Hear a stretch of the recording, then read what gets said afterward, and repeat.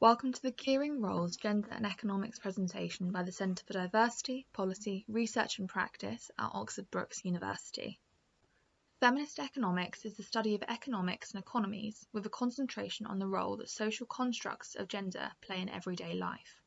Historically, feminist economics research has focused on topics such as the gender pay gap, unpaid labour, and fertility and reproduction. Recent research into gender bias found that economics undergraduate students are more gender biased than in any other field.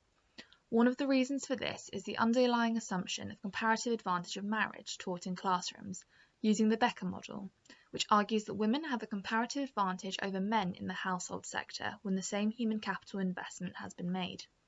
This suggests an efficient household should allocate women mainly to the household sector and men to the market sector. However, this model fails to address the systematic biases and inequalities that made this seemingly true at the time of publishing, which are that much of women's labour is unpaid and undervalued, such as caring, working in the household or cooking, which is further neglected when accounting for productivity in the economy. Work is only recognised as valuable when paid. Gender roles from assumptions such as this play a significant factor into labour market outcomes based off of socio-economic conditioning. And due to the rising cost of living and growing inequality, it's no longer possible to function off of one income. Whilst participation in the market sector has become more evenly distributed, participation in the household sector is still considered women's work, even when also in paid employment. The earliest studies of feminist economics argued that women's traditional work, such as child raising or caring for elderly relatives, and occupations, such as nursing or teaching, are systematically undervalued compared to men's.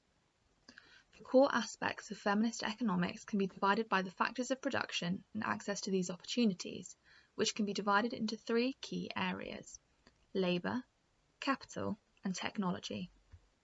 There are considerable gender differences in pay, employment level, and speciality in work.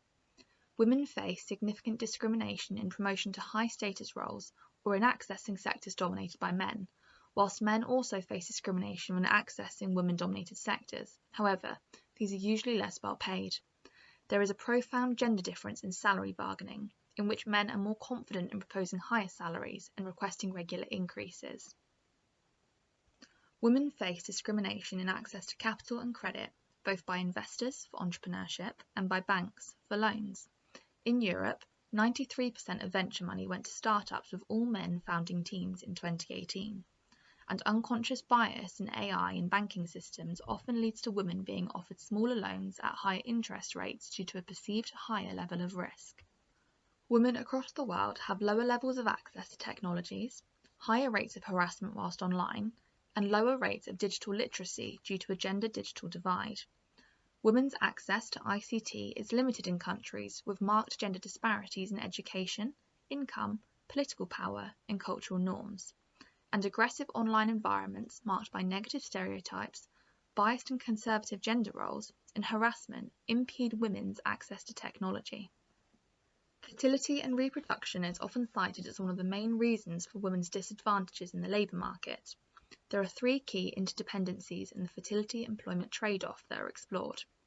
Children require periods of care during which women may not be able to work, which is the early years. And during these interruptions, labour market skills cannot accumulate, and existing skills may even depreciate.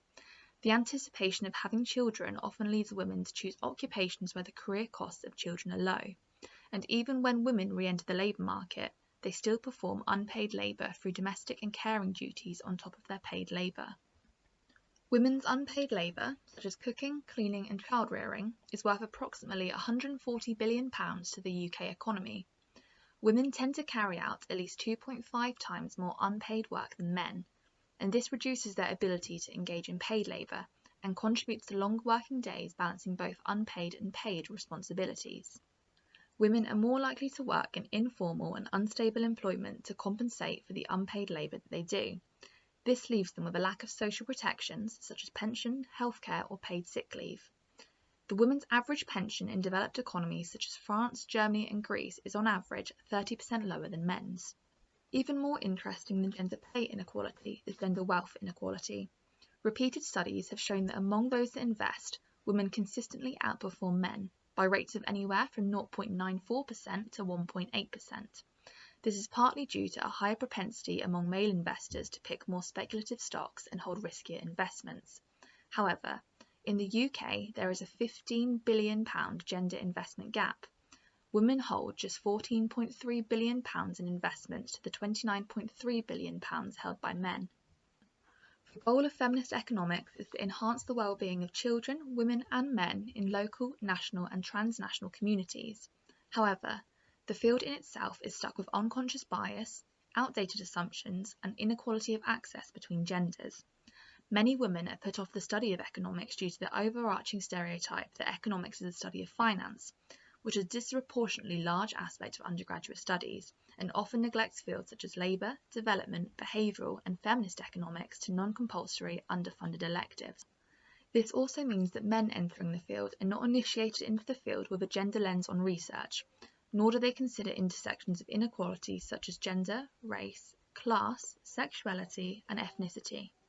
To have a gender perspective in economics, we need to ensure the following: that women are represented throughout the academic ranks, providing undergraduates and junior career economists with solid women role models; that inequalities of gender, race, class, ethnicity and other forms of marginalised groups need to be taught from the beginning to ensure that all trainee economists are aware of these issues and consider them throughout their academic career; and that awareness of other research areas of economics outside political and financial economics, such as labour markets, development economics and behavioural science, are taught.